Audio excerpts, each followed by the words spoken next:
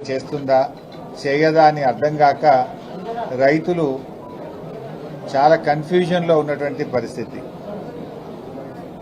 ఇవాళ మన మెదక్ జిల్లాలో పాపన్నపేట, హవేలీ గన్పూర్, కొల్చారం, మెదక్ రూరల్ మండలాలు ముఖ్యంగా ఈ గణపురం ఆనకట్ట మీదనే ఆధారపడి యాసంగి పంటలు సాగు చేయడం జరుగుతుంది. అయితే సింగూరు ప్రాజెక్టు మరమ్మతు చేయాలనేటువంటి పేరిట ఇవాళ సింగూరు ప్రాజెక్టు మొత్తం కూడా ప్రభుత్వం ఖాళీ చేసింది. ప్రభుత్వం సకాలంలో చర్యలు తీసుకోకపోవడం వల్ల సింగూరు మరమ్మతు పోయిన వేసవి కాలంలో చేసి ఉంటే ఇవాళ యాసంగి పంటలో రైతులకు ఇబ్బంది ఉండేది కాదు. మరి ఇప్పుడు కూడా సింగూరులో దాదాపు 15 టీఎంసీల నీళ్లు ఉన్నాయి. యాసంగి పంటను కాపాడుతూ కూడా సింగూరు ప్రాజెక్టును మరమ్మతు చేయడానికి అవకాశం ఉంది. కానీ ప్రభుత్వానికి చిత్తశుద్ధి లేదు. ఇవాళ రైతుల్ని చాలా కన్ఫ్యూజన్లో పెడతా ఉన్నారు. ఇవాళ చాలా మంది రైతులు కూడా ప్రభుత్వం నుంచి ఏదైనా స్పష్టత ఇస్తారేమో, ఏదైనా ప్రకటన ఇస్తారేమో అని చెప్పి చూస్తూ ఉన్నారు. గత 10 సంవత్సరాల్లో బోరు బండి మాయమైపోయింది.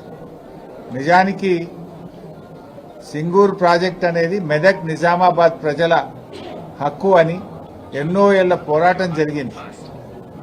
గౌరవనీయులు కేసీఆర్ గారు ముఖ్యమంత్రిగా ఉన్నప్పుడు సింగూరు వాటర్ను మెదక్ జిల్లాకు, నిజామాబాద్ జిల్లా సాగునీటి కోసం మొదటి ప్రాధాన్యత ఇచ్చింది బీఆర్ఎస్ ప్రభుత్వం. హైదరాబాద్కు అటు కృష్ణా గోదావరి నీళ్లు తెస్తూ సింగూరు నీళ్ల ద్వారా మరి 2 పంటలకు కూడా మెదక్ నిజామాబాద్ జిల్లా ప్రజలకు సాగునీరు అందించింది బీఆర్ఎస్ ప్రభుత్వం. అవసరమైతే కాళేశ్వరం నీళ్లను కూడా మళ్లించి 2 పంటలకు కూడా నీళ్లు అందించింది బీఆర్ఎస్ ప్రభుత్వం.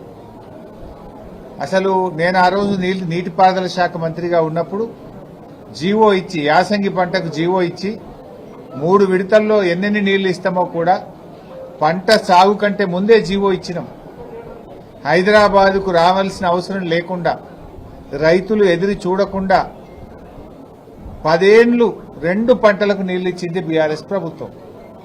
కానీ అలా కాంగ్రెస్ వచ్చింది, మళ్ళీ కష్టాలు మొదలైనాయి. నేను ఇప్పుడు రాంగా చూసుకుంటూ వచ్చిన కొల్చారంలో, ముంబాజ్పల్లిలో అన్ని బోరుబండ్లు కనబడుతున్నాయి. గతంలో అసలు బోరుబండి అనేది కేసీఆర్ గారి హయాంలో మాయమైంది. యాసంగికి నీళ్లు వస్తాయా రావా అని మా పాపన్నపేట రైతులు, మా హవేలీ గన్పూర్ రైతులు, మా కొల్చారం రైతులు బోర్లు వేసుకుంటా ఉన్నారు. అంటే మళ్ళీ అప్పుల పాలవుతున్నారు రైతుల పరిస్థితి. అంటే మార్పు తెస్తాం అంటే మళ్ళీ ఏం మార్పు తెచ్చిండ్రు? పాత రోజులు తెచ్చిండ్రు. మళ్ళా బోర్ల చుట్టూ రైతులు మళ్ళీ అప్పుల పాలయ్యేటువంటి పరిస్థితి తెస్తా ఉన్నారు. 10 ఏళ్లలో ఒక్కనాడు కూడా బోర్ వేయలే రైతులు. కానీ మళ్ళీ కేసీఆర్ పాలన పోయింది, కాంగ్రెస్ పాలన వచ్చిందంటే మళ్ళీ బోరు బండ్లు వచ్చినాయి. మళ్ళీ బోర్లు వేసేటువంటి ఇబ్బందులు, బాధలు ఇవాళ రైతులకు వస్తా ఉన్నాయి.